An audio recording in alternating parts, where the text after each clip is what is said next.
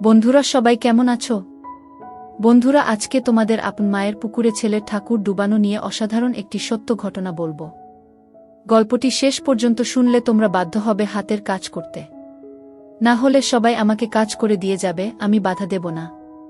5 বছর আগে আর্মিতে ভর্তি হয়েছি। বাড়িতে মা আর ছোট একটা বোন আছে, অনেক আগে মারা গেছে। আমি তখন 9-এ পড়ি আর ছোট বোনটা 5-এ।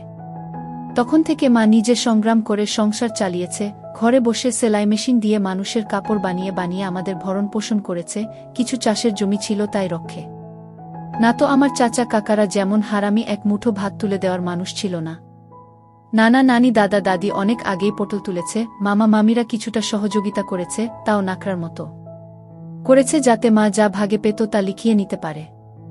আমার ভুলি মা সরল মনে তা দিয়েও দিয়েছে। যা হোক, আমি কলেজে ভর্তি হয়েছি কেবলই, এমন সময় শুনলাম আর্মিতে লোক নিবে। মাকে বলে লাইনে দাঁড়িয়ে গেলাম। আমার নিজের উপর ভরসা ছিল, কারণ আমি মোটামুটি সব দিকেই ফিট। যেমন উচ্চতা তেমন বডি। মা বলে আমি আমার নানা মামাদের মতো হয়েছি, ঠিক পালোয়ান। বাবা কাকারা তো এক একটা টিনটিনে, সব কয়টা শুধু বদের হাড্ডি। যা হোক, ভালোই ভালোই টিকে গেলাম। বাড়িতে খুশির ঢোল বেজে উঠল, সবাই বলা বলি করল, যাক ছেলেটা কাজে লাগলো, এখন যদি সোনালির কষ্ট দূর হয়। হ্যাঁ, আমি আমার মার কষ্ট দূর করার জন্য কোনো দিকে না তাকিয়ে খেলাধুলা করার বয়সে চাকরিতে চলে গেলাম। গ্রামের বাড়ি হওয়াতে ভয়ের কিছু নেই, আশেপাশে তো কাকা চাচারা আছে। আমার বোন শারমিন আক্তার, বয়স 19, ইন্টার সেকেন্ড ইয়ারে পড়ে। বাবার মতো টিনে কাঠি, আমারই এমন মেয়ে পছন্দের না। মা সোনালী বেগম, বয়স মনে হয় 42 হবে, দারুণ দেখতে, এখনো যুবতী মেয়েদের সাথে পাল্লা দিতে পারবে। ফর্সা লাল টকটকে, মার দীঘল কালো চুল, ঘন মেঘের ভেলা, এত ঘন লম্বা চুল যে তা সারা পিঠ বেয়ে কোমর ছড়িয়ে নিচে নেমে যায়। লাল টকটকে ঠোঁট আর টানাটানা চোখ, সব মিলিয়ে আমার স্বপ্নের নারী, আমার জন্মদানকারী বিধবা মা। যা চরম পাপ, যা কখনো পাওয়ার নয়। সবই জানি, সবই বুঝি, তারপরও মনের কোথায় যেন সোনালীকে নিয়ে স্বপ্নের নীড় রচনা করি। যেখানে মা নয় সে আমার সোনালী, শুধু সোনালী। আমার মনের এ গোপন চাওয়ার কথা শুধু আমি জানি। আমার সরকারি বেতনে মার রূপ যেন দিনকে দিন বেড়েই চলছে। মার গর্বে বুক সব সময় ফুলে থাকে, গ্রামে সব সময় আমার জয় জয়কার। 5 বছরে ভাঙা ঘর পাকা করেছি, এখন 4 রুমের বাড়িটা আমাদের শান্তির নীড়। এবার ছুটিতে এসেই মা বায়না শুরু করল আমার বিয়ে দিবে। যদিও এটা অনেক আগে থেকেই চলছে, আমি শুধু বারবার এড়িয়ে যাচ্ছি। আজ এ নিয়ে মার সাথে মুখ কালাকালি হয়ে গেল। মার এক কথা, শারমিন বড় হয়েছে, বিয়ে দিতে হবে। এরই মাঝে কয়েকটা সম্বন্ধ এসেছিল, তার বিয়ে হয়ে গেলে সে একা একা কিভাবে থাকবে, হ্যান ত্যান কত কথা। আমি এসেছি শুনে ছোট মামা এলো, সারাদিন থেকে বিকেলে যাওয়ার সময় আমাদের সবাইকে নিয়ে যেতে চাইল। আমরা না যাওয়াতে জোর করে শারমিনকে নিয়ে গেল, বলল 2 দিন পর মা বেটা গিয়ে বেরিয়ে আসবে আর শারমিনকে নিয়ে আসবে। আমাকে আর মাকে নিয়ে যাওয়ার জন্য আর কি এমনটা করল। সন্ধ্যা থেকে আকাশটা মেঘলা হয়ে আছে দেখে বাইরে গেলাম না। না হলে 2 দিন থেকে এসে সন্ধ্যার পর বন্ধুদের সাথে আড্ডা মারতে বেরিয়ে পড়ি। আজ গেলাম না দেখে মাও খুব খুশি। গরম গরম পকোড়া ভেজে দিল। বিছানায় বসে মা বেটা মিলে আরাম করে খাচ্ছি। মিশু, হুমা, কাউকে পছন্দ করিস? আমি মার মুখের দিকে তাকিয়ে মুচকি মুচকি হাসছি। বল না পছন্দ করিস, করলে এতদিন তুমি জানতে না। তবে হ্যাঁ, একজনকে খুব ভালো লাগে, এবং এও জানি তাকে আমি পাবো না। কেন পাবি না? আমার ছেলে কি দেখতে খারাপ? কোনো লাট সাহেবে বেটি সে রে? হা হা। তুমি দেখি রেগে গেলে। রাখবো না, এমন সোনার ছেলে আমার। আর কি না, বল তুই কে সে? বাদ দাও মা, আমার যাকে ভালো লাগে তার কথা দুনিয়ার কাউকে বলতে পারবো না, শুধু খোদাকে ছাড়া। মা আমার এমন গম্ভীর কথা শুনে অবাক হয়ে চেয়ে রয়েছে। এটা কি কথা রে বাবা? আমাকে বলতে না পারিস তোর ভাবি মানে রাসেলের বুয়ের কাছে বলিস তুই? না মা, তা না, তুমি আমার সবচেয়ে বড় বন্ধু, তোমাকেই যেহেতু বলতে পারছি না, সেখানে বলতে গেলে তারা তো আমাদের শত্রু, তাদের বলতে যাব কেন? তাহলে বল না, কে সে, কোথায় বাড়ি, কোনো বাড়ির মেয়ে? আমি চুপ করে বসে রয়েছি। মা অনেকক্ষণ আমার উত্তরের অপেক্ষায় থেকে মুখ গোমরা করে চলে গেল। ঘন ঘন বিদ্যুৎ চমকাচ্ছে, আকাশটা কালো হয়ে আছে, রাতের তারাগুলো না জানি কোথায় ডুব দিয়েছে। আমি জানালার গ্লাস খুলে দিয়ে ঠান্ডা হাওয়া গায়ে মাখছি, হাত বাড়িয়ে ব্যাগটা নিয়ে খুললাম, সিগারেটের প্যাকেটটা বের করে একটা ধরিয়ে টানছি। প্যাকেট রাখতে গিয়ে মোবাইলের বক্সটার কথা মনে পড়ল। শারমিনের জন্য যা যা এনেছিলাম সব দিয়েছি, শুধু মার গুলো দেওয়া হয়নি, চেয়েছিলাম দিতে, এমন সময় ছোট মামা এলো তাই আর দেওয়া হয়নি। নতুন অ্যান্ড্রয়েড সেট, মা খুব খুশি হবে। আরেক বক্সে একটা স্বর্ণের চেইন, মার যেটা ছিল সেটা আমার এসএসসির ফর্ম ফিলআপের সময় বিক্রি করে দিয়েছিল। তখন থেকে মার গলা খালি। আরও কয়েকটা জিনিস আছে মার জন্য। আয় খেয়ে নে, ঝড় আসতে পারে, কারেন্ট চলে গেলে খেতে ঝামেলা হবে। আমি তাড়াতাড়ি সিগারেটটা জানালা দিয়ে বাইরে ফেলে দিয়ে বললাম, হা দাও।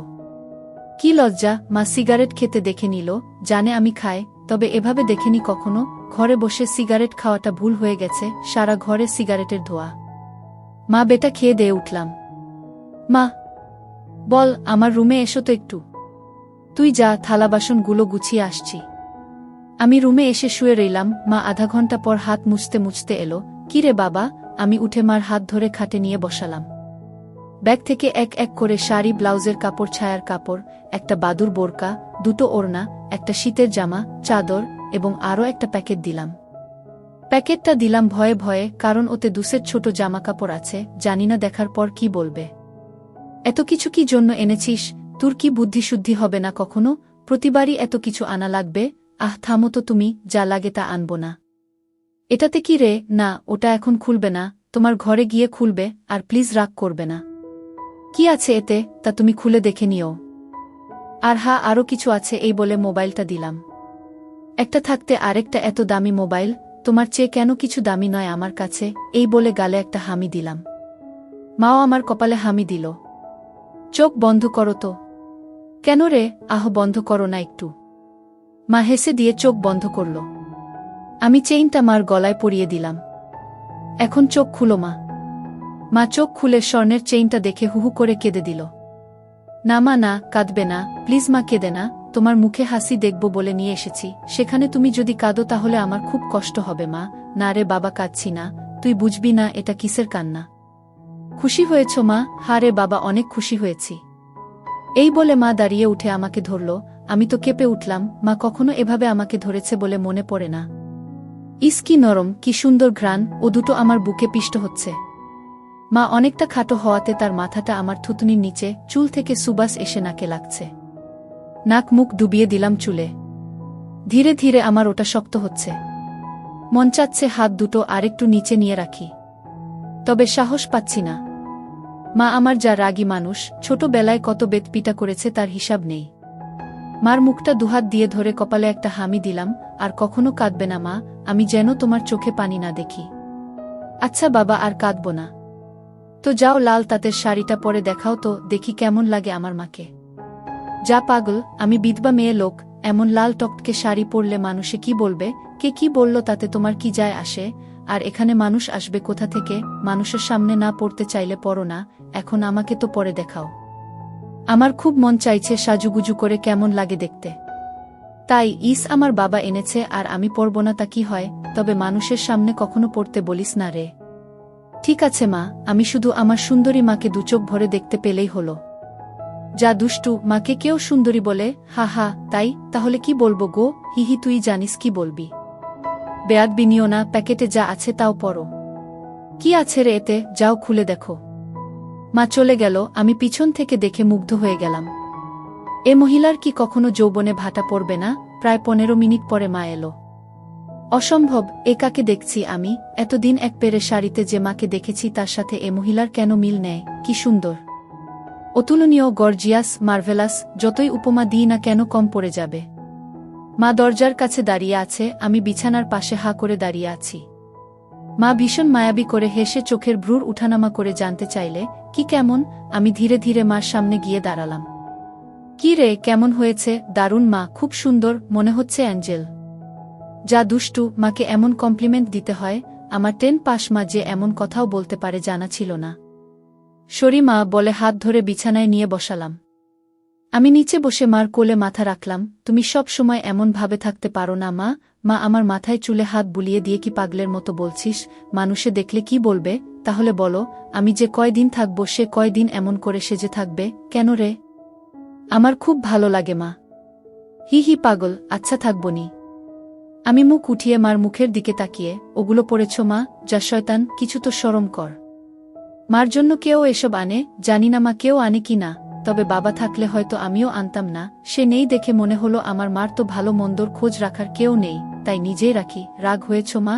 না রাগ হয়নি, কিন্তু আর আনিস না। কেন মা, পছন্দ হয়নি নাকি সাইজে হয়নি? সব ঠিক আছে। তবে তবে কি মা? মা লজ্জায় মুখ ঘুরিয়ে নিয়ে, তুই এনেছিস ভাবলে পড়তে শরম করে রে। আজ থেকে আমাকে ছেলে নয় বন্ধু ভাববে, তাহলে আর শরম করবে না। হবে মা আমার বন্ধু। যাহ পাগল, সমবয়সী না হলে কি বন্ধু হওয়া যায়? এ যুগে ওসব পুরনো কথা মা। তাই বলে মা ছেলে, হামা ছেলে, এতেই তো ভালো, একে অপরের কাছে আসা যায়। তুই অনেক বড় হয়ে গেছিস দেখি, কি সুন্দর কথা বলছিস। তা তো অবশ্যই, কয়দিন পর তোমার ছেলে সেকেন্ড লেফটেন্যান্ট অফিসার হবে। খুব ভালো হবে রে বাবা, খুব ভালো হবে। এমন সময় বিদ্যুৎ চলে গেল। মোবাইলটা জ্বালাতো মিশু, দেখি চার্জার বাতিটা কোথায় আছে। থাক না মা, এমন কি সুন্দর তোমার কোলে শুয়ে আছি। জানো মা, পাহাড়ি এলাকায় একা একা পোস্টে ডিউটি দেওয়ার সময় এমন স্বপ্ন রোজ দেখি। প্রতিদিন মনে হয় তোমার কোলে শুয়ে একটু যদি। ঠিক আছে, এমনই থাক, তোর যত মন চাই। ধন্যবাদ মা। হি হি পাগল।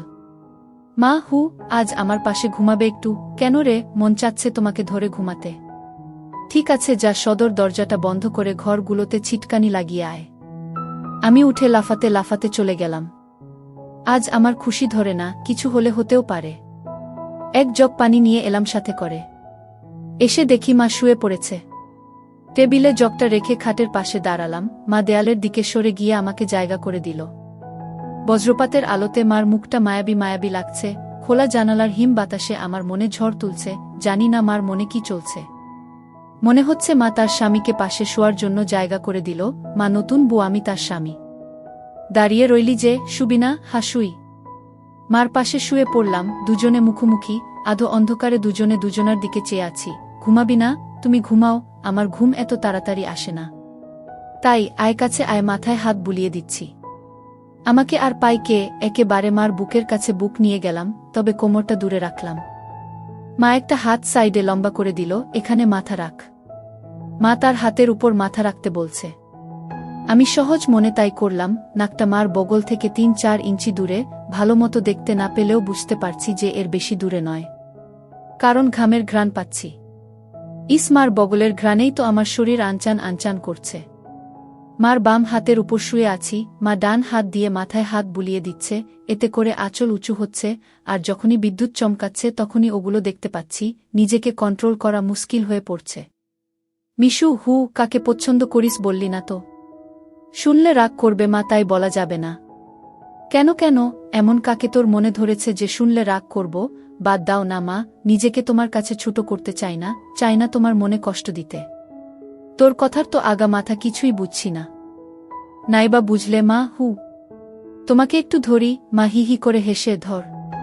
কি সুন্দর ঘ্রাণ গো মা তোমার। যা শয়তান। আমি মার এমন আশকারা দেওয়া কথায় সাহস পেয়ে তাকে চিৎ করে দিলাম। মন চাচ্ছে কোমরাটা উপর তুলে দিতে। মুখটা উঁচু করে হামি দিয়ে বললাম, আমি তোমাকে খুব ভালোবাসি মা। মা আমার মুখটা দুহাত দিয়ে ধরে, আমিও তোকে খুব ভালোবাসি রে সোনা। আমার ভালোবাসাটা অন্যরকম মা। কেমন রে? মা ছাড়া আরো অনেক কিছু। কেমন? শুনলে রাগ করবে না তো? আহ বল না, এত পেঁচাচ্ছিস কেন? তুমি আমার ড্রিম গার্ল মা, তাই তো? কি? হ্যাঁ মা, জানি এটা শুনে আমাকে খারাপ ভাবছ, এজন্যই বলতে চাইছিলাম না। আমি তোর মা মিশু, এমনটা কিভাবে ভাবতে পারলি? জানি না মা, শুধু জানি আমি তোমাকে প্রচণ্ড ভালোবাসি, তোমাকে ছাড়া কাউকে ভাবতে পারি না। চুপ কর বেয়াদব, এমন কথা বলতে তোর মুখে বাজছে না? সরি মা। এই বলে তার উপর থেকে উঠে খাট থেকে নেমে পানি খেলাম। মাও বিছানার উপর উঠে বসেছে। বুঝতে পারছি সে অবাক হয়ে আমার দিকে তাকিয়ে আছে। জানালার ধারে গিয়ে দাঁড়ালাম। বৃষ্টি থেমে গেছে, তারপরও আকাশ কালো হয়ে আছে। চাঁদ তারা কোথায় যেন লুকিয়ে গেছে আজ। ঠিক আমার হৃদয়ের মতো চারিদিকে অন্ধকার। এমন সময় কারেন্ট এলো।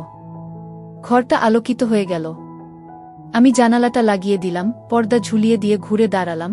মা বিছানার উপর হাঁটুতে মাথা দিয়ে নির্বাক বসে আছে। ফ্যানের হাওয়া আমার রেশমি চুলগুলো দোলা দিচ্ছে। মনে হচ্ছে নববধূ বসে আছে। মা মুখ তুলে আমাকে তার দিকে এক মনে তাকিয়ে থাকতে দেখে, এখনে আয়। আমি মার কাছে গেলাম। বস। বসলাম। মা আমার পিঠে হাত বুলিয়ে দিয়ে বলে, এমনটা হয় না বাবা, আমার লক্ষ্মী সোনা ছেলে। আমি কিছু মনে করিনি। আমি জানি তোদের বয়সের ছেলেদের ফ্যান্টাসি হয় খালা, চাচিরা। তবে মাকে নিয়ে ফ্যান্টাসি রচনা করা একটু বেশি হয়ে যায়। সরি মা। আমার ভোলি ভালি মা যে এতটা বুঝে, এতটা পোক্ত আমার জানাই ছিল না। এত অনেক শেয়ানা। ঠিক আছে, চেষ্টা কর আমার উপর থেকে মনটা সরিয়ে অন্য দিকে নিতে, বিয়েটা করে নে, দেখবি সুন্দরী বউ পেলে মাকে ভুলে যাবি। আমি মাথা নিচু করে, পারবো না মা, প্লিজ, নিজের সাথে অনেক লড়াই করেছি, আমি ক্লান্ত মা, কিছুতেই তোমাকে মন থেকে সরাতে পারি না। কেন রে, কি এমন পাস আমার মাঝে? আমি মুখ তুলে মার মুখের দিকে তাকিয়ে, জানি না মা, শুধু জানি তুমি আমার সব, তোমার কথা চিন্তা করলেই আমার কি তোর পাগল হয়ে যায় মা। মা মুচকি হেসে, ও কিছু না, নিষিদ্ধ জিনিসের প্রতি টান একটু বেশিই হয়, আমি তো বুড়ি হয়ে গেছি, তুই যেমনটা ভাবিস তেমনটা আমি আর নেই।